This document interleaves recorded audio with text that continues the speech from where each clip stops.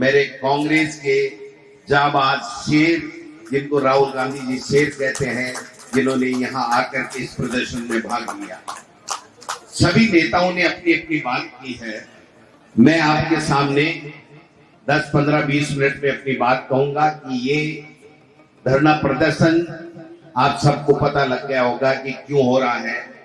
कि जिस प्रकार से केंद्र की सरकार ने, मोदी जी ने और मोदी जी की सरकार में बैठे हुए बड़े बड़े अधिकारी और नेताओं ने अडानी जी के साथ मिलकर के और सेबी प्रमुख के साथ मिलकर के एक बहुत बड़ा घोटाला किया, शेयर मार्केट का घोटाला किया। हमारे दिल्ली में बैठक हुई, आदरणीय खड़गे साहब, हमारे नेता राहुल गांधी जी और तमाम प्रदेशों के अध्यक्ष थे। चर्चा चली कि किस प्रकार से हमें ये कार्यक्रम हाथ में लेकर के इस महा घोटाले के बारे में देश और प्रदेश के लोगों को सच्चाई बताना है। मैं निवेदन करना चाहता हूं कि मोटा मोटी अगर हम कोई बात करें तो न कोई हर किसी के सेबी समझ में आता है, न हिडनबर्ग समझ में आता है, न केवल घोटाले की बात करते हैं लेकिन पूरी बात समझ में नहीं आती है।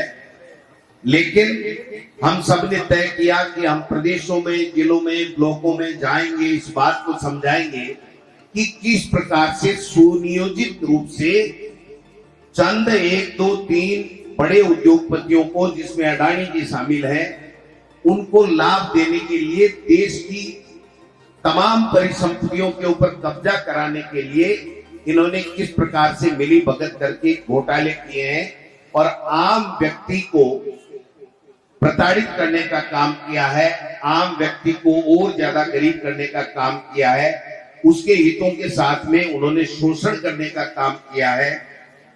मैं समझता हूं कि आप सब लोगों को एक मोटी मोटी बात समझ में आ गई होगी कि इन्होंने जो सेबी की जो संस्था है और उसकी प्रमुख है, पहली बात तो मैं कहना चाहता हूं कि देश में पहली बार सेबी की प्रमुख जो है वो माधवीपुरी बुच, ये प्राइवेट महिला है।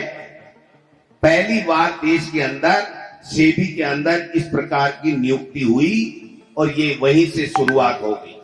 उसके बाद में सेल कंपनियां और सेल कंपनियों के माध्यम से money laundering, accounting of fraud और विदेशी कंपनियां जो सेल कंपनियां हैं, उसके माध्यम से अडानी की कंपनियों का शेयर बढ़ाना, उनकी वैल्यू बढ़ाना और वैल्यू बढ़ा करके देश के नहीं विश्व के सबसे बड़े उनको साबित करना, उद्योगपति सबसे ज्यादा पैसे वाला साबित करना और उसके बाद में उसको देश की पूरी संपत्तियां, जिसमें हमारी नवरत्न कंपनियां भी हैं, हमारे एयरपोर्ट भी हैं, और जैसे मेरे से पहले वक्ताओं ने कहा कि चाहे कोयला का व्यापार हो, चाहे तेल का व्यापार हो, चाहे वो किसी भी चीज का व्यापार हो, चाहे सौर ऊर्जा का व्यापार हो, बिजली लगाने की बात हो, चाहे कुछ भी बिजली के उपकरण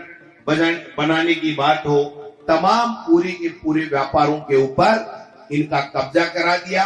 और सारी की सारी वो संस्थाएं जो 70 साल में कांग्रेस पार्टी और इस देश के लोगों ने मेहनत करके बनाई, उन कंपनियों से जो मुनाफा हो रहा है उसका एग्रीमेंट इन्होंने अडानी जी और उनकी कंपनियों के साथ करके और पूरा का पूरा धन इस घोटालों के माध्यम से अडानी बंधुओं को देने का काम किया। अब आप समझिए बात को कि जिस दिन राहुल गांधी जी ने संसद में कहा था कि 20,000 करोड़ रुपए इन अडानी जी की सेल कंपनियों में किसके हैं, और जिस दिन राहुल गांधी जी ने वो बात कही थी, आप सबके संज्ञान में है ये बात कि राहुल गांधी जी के खिलाफ आनन फानन में रुका हुआ केस चालू हुआ, उनकी लोकसभा की सदस्यता को समाप्त किया गया और आपने देखा होगा कि किस प्रकार से सुप्रीम कोर्ट तक जाना पड़ा। और अब ये खुलासा हो चुका है कि जो राहुल गांधी जी ने बात पूछी थी अब प्रमाणित हो चुकी है कि किस प्रकार सेबी से मिलकर के अडानी के लिए यह सरकार काम कर रही है। एक से बढ़कर के एक बातें मैं बता सकता हूं, इसके बारे में पूरी रिपोर्ट हमारे पास में है कि इन्होंने किस प्रकार से किया है। इन अडानी की कंपनियों के शेयर बढ़ाने का काम हुआ, उसके लिए आप सोर फंड का इस्तेमाल किया। अडानी और उनके करीबियों ने सेल कंपनियों का नेटवर्क बनाया, अरबों डॉलर का घोटाला किया। स्टॉक कंपनियों में, अडानी ग्रुप की कंपनियों में स्टॉक को मैनिपुलेट किया गया, उनके मैनिपुलेट करके बढ़ाया गया। मॉरिशस और दूसरे देश की सही कंपनियों में पैसे भेजे, उन कंपनियों ने अडानी ग्रुप के शेयरों में निवेश कर मैनिपुलेट किया, मनी लॉन्ड्रिंग की गई, अकाउंटिंग फ्रॉड किया गया और इन कर्ज अडानी की कंपनियों पर कर्ज को देखते हुए उनकी कीमत ज्यादा बताई गई, जिससे उसको और ज्यादा कर्ज मिल सके और वो कर्ज मिलकर के देश की और विदेशों की परिसंपत्तियों के ऊपर अडानी किस प्रकार से कब्जा कर सके। इन सब में सेबी प्रमुख सुप्रीम कोर्ट के कहने से जांच कर रही थी और सेबी प्रमुख ने सुप्रीम कोर्ट के कहने से वो छोटी मोटी जांचें सब कर रही है, लेकिन प्रमुख जो मांग थी या प्रमुख जो घोटाला था जिसमें सेबी प्रमुख और उसके पति के शामिल होने की बातें आ रही हैं, हिडनबर्ग की रिपोर्ट के खुलासे के बाद में उसके ऊपर किसी तरीके की बात जांच नहीं की गई। सुप्रीम कोर्ट के आदेश से जांच करने के बावजूद भी अगर कोई जांच नहीं करे और पार्लियामेंट से 150 व्यक्तियों को निकाल दिया, राज्यसभा और लोकसभा से, लेकिन अब की बार आपने जो कमाल किया और पूरे देश में संविधान बचाने के लिए आम नागरिक 3600 कौमों के लोग निकले, प्रदेश में भी आपने शानदार प्रदर्शन किया, पूरे देश में इंडिया गठबंधन मजबूत हुआ और इंडिया गठबंधन मजबूत होने पे हमारे देश का शेर हमारा नेता राहुल गांधी जब नेता प्रतिपक्ष बना, उसके बाद से इनकी नींद हराम हो रही है। मोदी जी और अमित शाह जी और इनके लोगों की जो ये घोटाले पे घोटाले कर रहे थे, आपने देखा होगा राफेल में घोटाला हुआ, कुछ नहीं होने दिया, 3 काले कानून लाए, कुछ नहीं होने दिया, नोटबंदी की, बड़ा घोटाला किया, कुछ नहीं होने दिया और अब घोटाले से घोटाले करने लगे। इन्होंने सोचा कि जब राफेल से बच गए, जब नोटबंदी के घोटाले से बच गए, 3 कृषि कानूनों का जो घोटाला लेकर के आए थे उससे हम बच गए, तो अब हम इस सेबी वाले घोटाले से भी बच जाएंगे। लेकिन उनको पता नहीं है कि वो शेर अब लोकसभा के अंदर हमारे राहुल कसवा जी, मुरारी मीणा जी, भजन लाल जी और हमारे 11 इंडिया गठबंधन के लोग राहुल गांधी जी के नेतृत्व में राजस्थान से भी आवाज बुलंद करने का काम करते हैं और पूरे हिंदुस्तान में हमारे इंडिया गठबंधन के लोग उनको घेरने का काम करते हैं।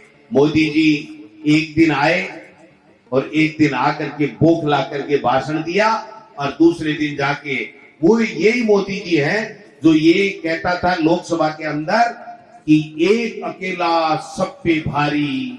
वही मोदी जी कह रहे हैं मेरा गला पकड़ लिया, रोने जैसी शक्ल बना ली, मेरे देश के प्रधानमंत्री जी का गला घोंट लिया।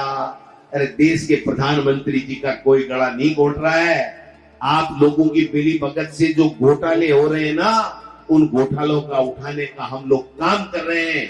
और हिंदुस्तान की पार्लियामेंट में और राज्यसभा में जब इनके नाक में हमारे एमपी ने दम कर दिया, हमारे नेता प्रतिपक्ष ने, तो इनके पास में एक ही रास्ता बचा, संवैधानिक पोस्ट पर बैठे हुए लोकसभा के स्पीकर और राज्यसभा के हमारे उपराष्ट्रपति जी, इन दोनों का बेजा इस्तेमाल करते हुए माइक बंद करने तक की नौबत इन लोगों के आ गई है। छोड़ छोड़ के कुर्सी भागने लग गए हैं कि मैं सहज महसूस नहीं कर रहा हूं। आप सहज महसूस नहीं, आप तैयारियां कर लो। ये हिंदुस्तान के शेर लोकसभा हो चाहे राज्यसभा हो चाहे प्रदेश के अंदर जहां हम विपक्ष में बैठे हैं, जहां चाहे हम सत्ता में बैठे हैं, हमारे तमाम लोग आपसे इन घोटालों का हिसाब भी मांगेंगे। आपको पूछेंगे कि आप बताइए आज जेपीसी गठित करने में इनको दिक्कत क्या हो, क्या पहली बार हो रही है क्या जेपीसी? लेकिन इनको जांचें करानी नहीं। अगर इनकी जांचें जेपीसी से हो जाएंगी तो मैं दावे के साथ कह सकता हूं कि बहुत से ऐसे लोग जो हम लोगों को बेवजह तंग करते हैं, हमारे नेताओं को तंग करते हैं, हमारी पार्टियों के नेताओं को तोड़ करके ले जाते हैं, वो हजारों नेता उस जेल के सलाखों के पीछे होंगे, ये मैं आपको दावे के साथ कह सकता हूं। आज वातावरण क्या है, पूरे हिंदुस्तान में संविधान की धज्जियां उड़ा रहे हैं। किस प्रकार से ये जो सुप्रीम कोर्ट का फैसला आया है ना, इसके पीछे भी मैं बता देना चाहता हूं कि केंद्र सरकार की मंशा खराब थी। केंद्र सरकार ने सुप्रीम कोर्ट में कोई जवाब नहीं दिया और यहां तक लोग बताते हैं कि अटॉर्नी जनरल के माध्यम से अलग से बता दिया गया कि हमारे देश के प्रधानमंत्री और हमारी केंद्र की सरकार की मंशा क्या है। मैं समझता हूं कि शायद उस फैसले में इसकी छाप भी कोई आई होगी, तो हम नहीं कह सकते, लेकिन यह आम चर्चा का विषय है कि ये इस प्रकार के फैसले ला करके सिविल कोड की, समान नागरिक संहिता की बात करके, हिंदू मुस्लिम करके आप कितने दिन बचोगे? आपने घोटाले किए हैं, आपको जवाब देना पड़ेगा। यहाँ पर राजस्थान में जो आलम है, राजस्थान के अंदर आप देख रहे हो कि मुख्यमंत्री की मंत्री और विधायक नहीं मानते, मंत्री और विधायकों की जनता नहीं मानती, ब्यूरोक्रेट्स नहीं मानते। पता ही नहीं कौन सरकार चला रहा है, कहां से चल रही है, इस सरकार की टांग कहां है, पूंछ कहां है, हाथ कहां है, किसी को कुछ पता नहीं है। कोई इस्तीफा जेब में लिए घूम रहा है, 1.5 महीने से इस्तीफा तेर रहा है। कल तो एक वाकया जोरदार हो गया, जिसको 5 साल की, जिन नेताजी को 5 साल की उम्मीद थी कि राज्यसभा के माध्यम से या लोकसभा के माध्यम से मुझे 5 साल मिलेंगे, वो 5 साल भी नहीं मिले राहुल जी। 2 साल मांगे, 2 साल भी नहीं मिले, और अब तो गैर हाजिरी लगा करके प्रताड़ित करने का काम और किया जा रहा है। इससे ज्यादा शर्म की कोई बात हो नहीं सकती है। अपने ही नेताओं को प्रताड़ित वो करता है जो फिर उसके बाद में कोई काम नहीं बचता है। इसलिए मैं तो इतना निवेदन करना चाहता हूं कि यहाँ राजस्थान में सरकार नाम की कोई चीज नहीं है। 9 महीने हो गए, बात क्या करते हैं? हम कांग्रेस के सरकार के समय की घोटालों की जांच कर रहे हैं। मना किसने किया? घोटालों की जांच करो, घोटालेबाजों को जेल के अंदर सलाखों के पीछे डालने का काम करो। लेकिन ये भाषण देने से काम नहीं चलेगा। आपको 5 साल के लिए सरकार में बैठाया है। राजस्थान की जनता ने बहुत आशा और उम्मीद और आपके किए गए वादों के ऊपर विश्वास करके बैठाया है। आपको काम करना पड़ेगा। दूसरे को गाड़ी देने से काम नहीं चलेगा, आपको काम करना पड़ेगा।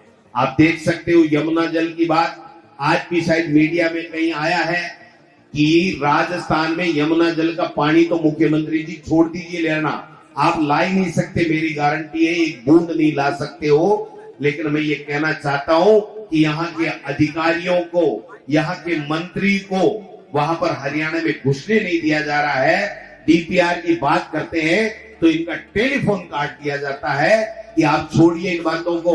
हमने आपको बेवकूफ बना करके, और हमने इसलिए एग्रीमेंट किया है कि हरियाणा में हम जैसे तैसे चुनाव जीत सके। जो यमुना जल का समझौता हो, चाहे ईआरसीबी का समझौता हो, मैं कहना चाहता हूं राजस्थान के मुख्यमंत्री जी ने केंद्र के इशारे के ऊपर हमारे हितों को बेचने का काम किया है। हमारे हितों को मध्य प्रदेश और हरियाणा के सामने घुटने टेक करके गिरवी रखने का काम किया है। आप किस बात की वाही लूट रहे हैं? कहां पे है?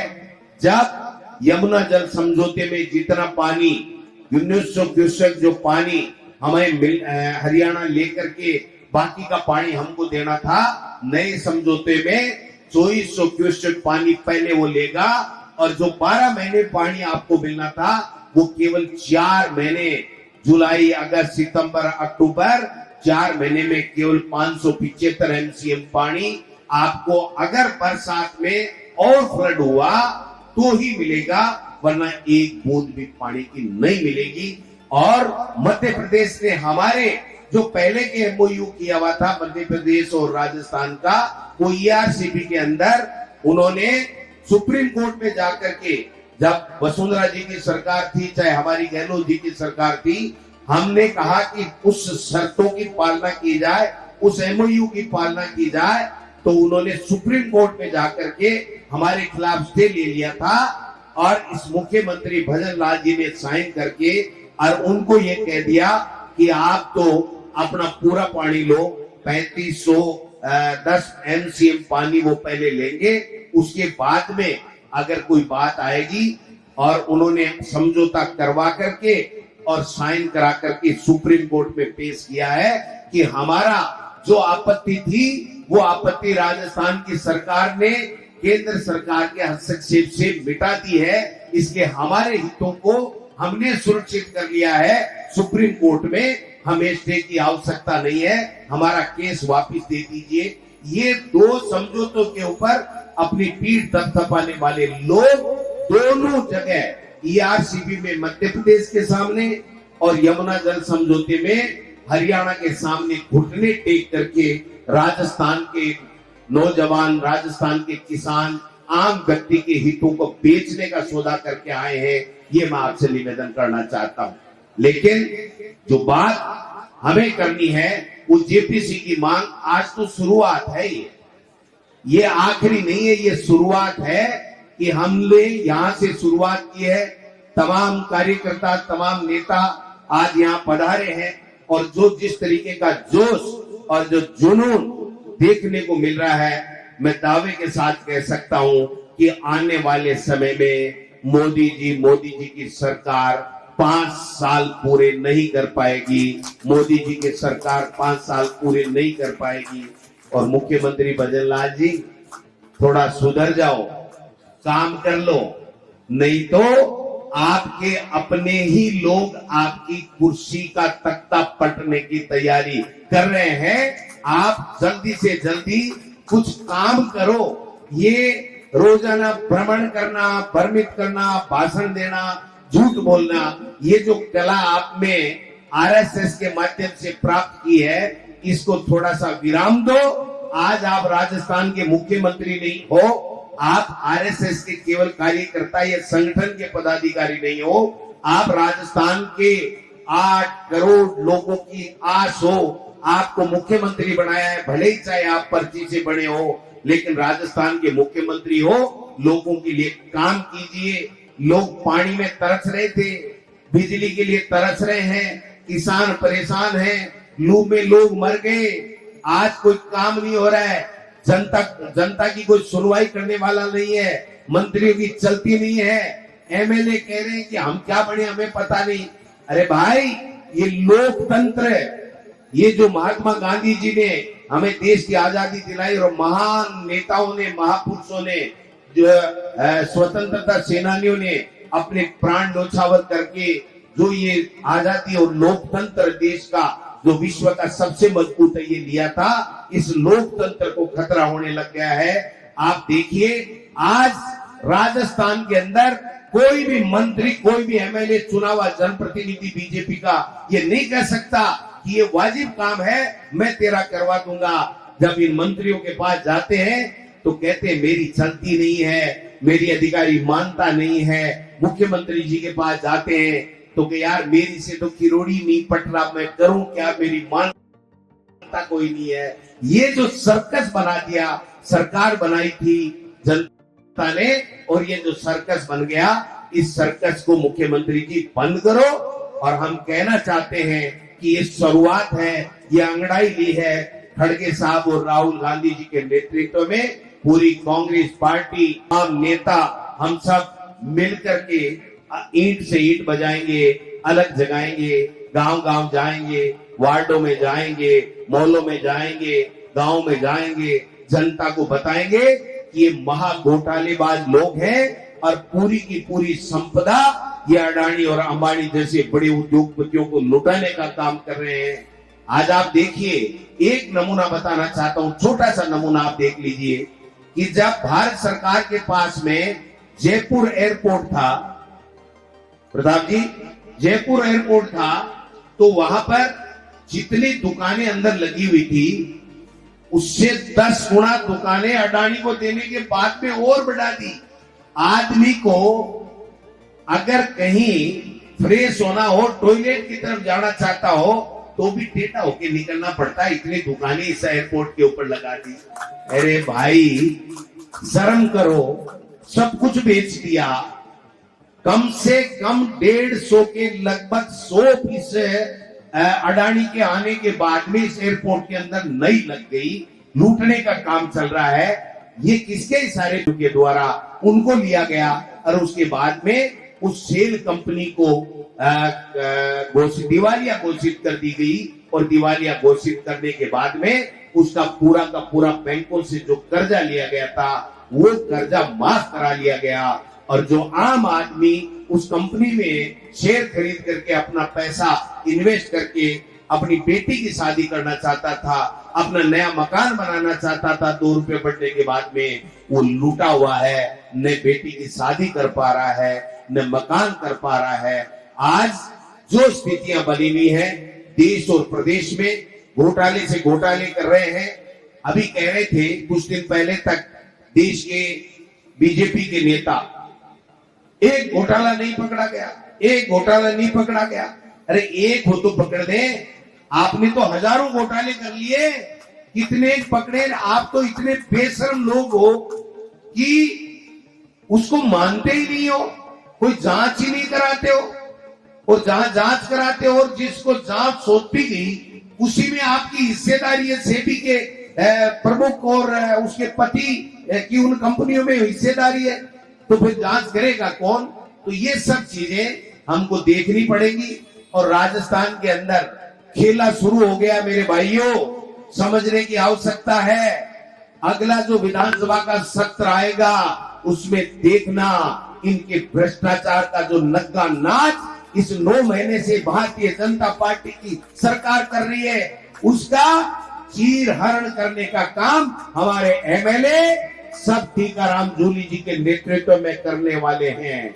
यहाँ पर पूरे गुजरात के लोग, चाहे वो कोई ठेका हो, चाहे वो माइनिंग हो, चाहे कोई और कोई हो, सारे के सारे गुजरात के लोगों की कंपनियां जो भारत सरकार में बैठे हुए, केंद्र की सत्ता में बैठे हुए बड़े लोगों के नजदीक हैं, उनको देने का काम कर रहे हैं। मुख्यमंत्री जी के पास कोई जाता है कि मुख्यमंत्री जी एक काम कर दो, तो मुख्यमंत्री जी क्या कहते हैं पता आपको?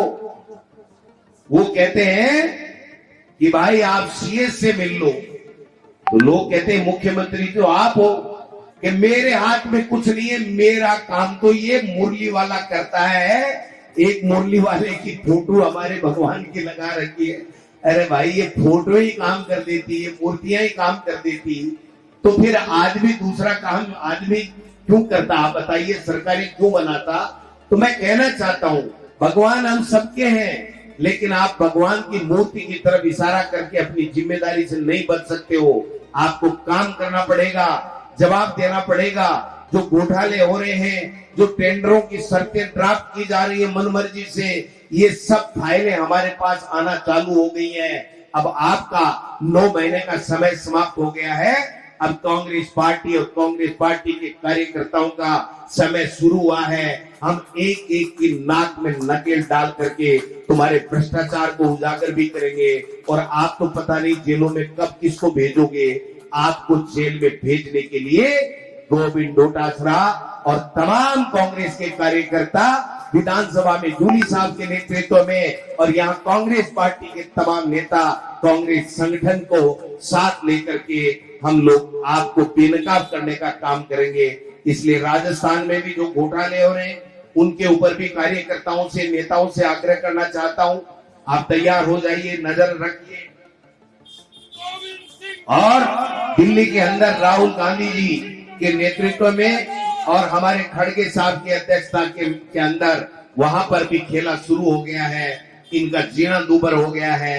ये कह रहे हैं ये हो क्या रहा है। मैं कल सूरत गया था, तो वहां पर जब हम पहले चुनाव में जाते थे तो हरीश जी वहां पर ये बातें होती थी, नहीं साहब हम तो मोदी जी और अमित शाह जी और बीजेपी को वोट देंगे, लेकिन कल मैंने वहां नजारा देखा, 1000-1500 आदमी वहां पर इकट्ठे हुए थे।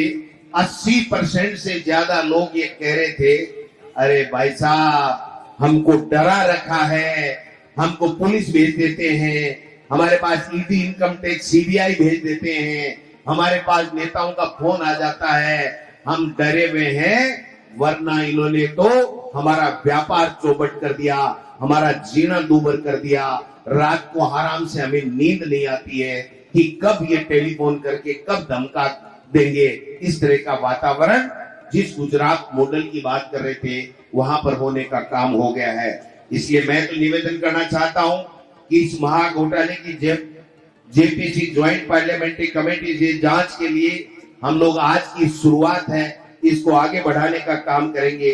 घोटाले में सेबी की गंभीर कमियां उजागर करके तत्काल उनके खिलाफ कार्रवाई करके उनको इस्तीफा दिलाने के लिए मजबूर करें, केंद्र की सरकार उनका इस्तीफा ले, इसकी मांग भी करेंगे। और जिन निवेशकों को नुकसान हुआ है